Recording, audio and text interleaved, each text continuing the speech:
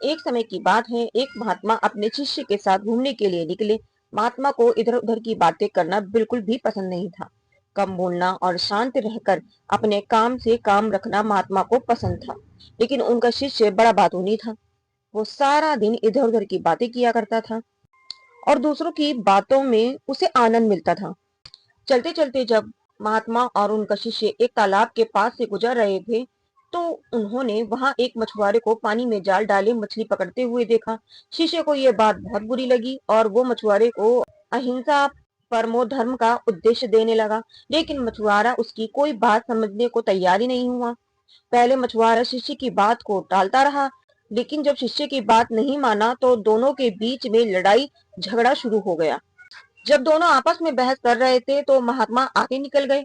लेकिन जब महात्मा ने दोनों को आपस में झगड़ते हुए देखा तो वो वापस लौटे और शिष्य को अपने साथ चलने के लिए कहा और शिष्य का हाथ पकड़कर महात्मा उसको अपने साथ ले गए।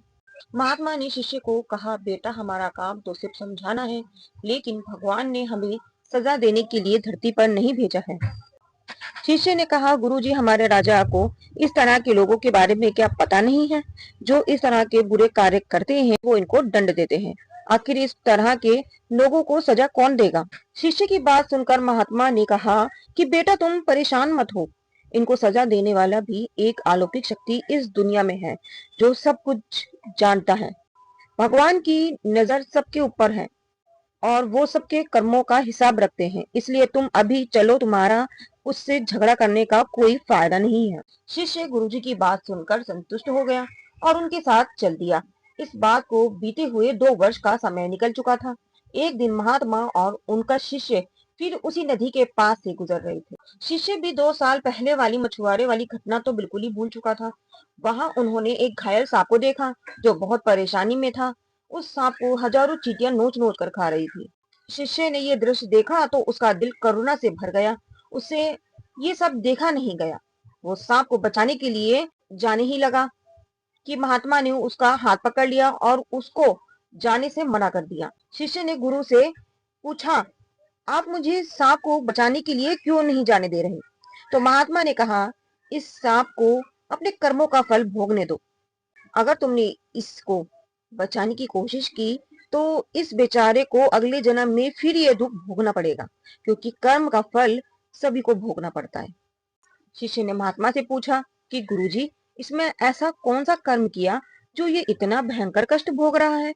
तो महात्मा ने कहा कि ये वही मछुआरा है जिसको तुमने 2 साल पहले मछलियों को न मारने का उपदेश दिया था और वो तुम्हारे साथ लड़ने के लिए तैयार हो गया था। वो मछलियां ही ये चींटियां हैं और इसको नोच नोच कर खा रही हैं।